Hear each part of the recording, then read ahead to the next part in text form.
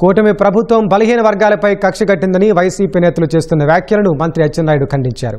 YCP హయాంలో బలహీన వర్గాల మెడపై కత్తిపెట్టి అవినీతికి పాల్పడి జగన్ ఆర్థికంగా బలపడ్డారని ఆరోపించారు. జగన్ ధన దాహానికి బీసీలను బలి చేశారని విమర్శించారు. జగన్ చెప్పినట్లు విని ఆ పార్టీ నేతలు అక్రమాలు చేసి ఇవాళ దొరికిపోయారన్నారు.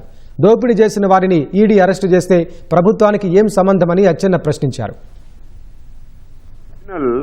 ఒక రాజకీయ పార్టీ పెట్టి ప్రజలకి తప్పుదోవ పట్టించి 2019లో అధికారంలోకి వచ్చావు, ముఖ్యమంత్రి అయ్యావు.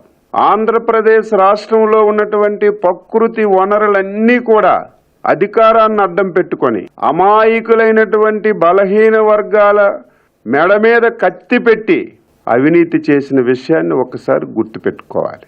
ఆర్థికంగా నువ్వు బలపడ్డావు, అన్యాయంగా ఈరోజు చాలా మంది బలవుతున్నారు. చంద్రబాబు నాయుడు గారు, లోకేష్ బాబు గారు బలహీన వర్గాల మీద కక్ష గట్టారని సిగ్గు లేకుండా ఎగ్గు లేకుండా మాట్లాడుతున్నారు.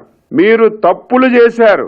గొడ్డల పార్టీ అధ్యక్షుడు చెప్పిన ప్రతి పని మీరు చేసి అవినీతి చేసి దొరికిపోయి మీరు కేసుల్లో ఇరుక్కొని మీరు జైలుకి వెళ్తుంటే ఇదేదో బలహీన వర్గాల మీద కక్ష కట్టారని మాట్లాడుతున్నారు. 2019-24 బలహీన వర్గాల మీద దమన కాండ చేశారు మీరు. నిన్న ధర్మాన ప్రసాద్ గొంతు చించుకొని మాట్లాడుతున్నాడు.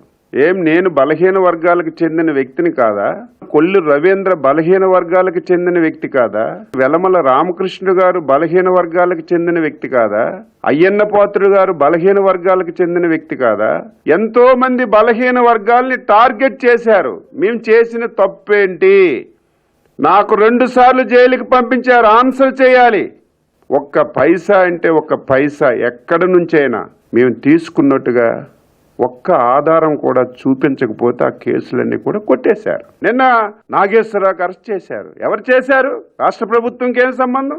కేంద్ర ప్రభుత్వంలో ఉన్నటువంటి ఎన్ఫోర్స్మెంట్ డైరెక్టరేట్ డైరెక్ట్ గా మీ కుటుంబం యొక్క అకౌంట్లలో డబ్బులు పడ్డాయని వాస్తవాలు తెలిసిన తర్వాత ఈడీ ఎంక్వైరీ చేసి జైల్లో వేస్తే ఇదేదో బలహీన వర్గాల మీద కక్షను మాట్లాడుతున్నారు.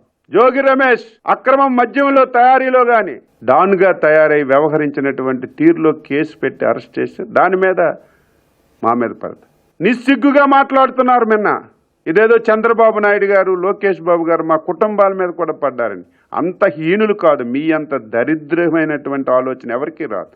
నీ కుటుంబ తగాయిదాన్ని మా మీద పెట్టి దాన్ని కూడా విమర్శిస్తారు.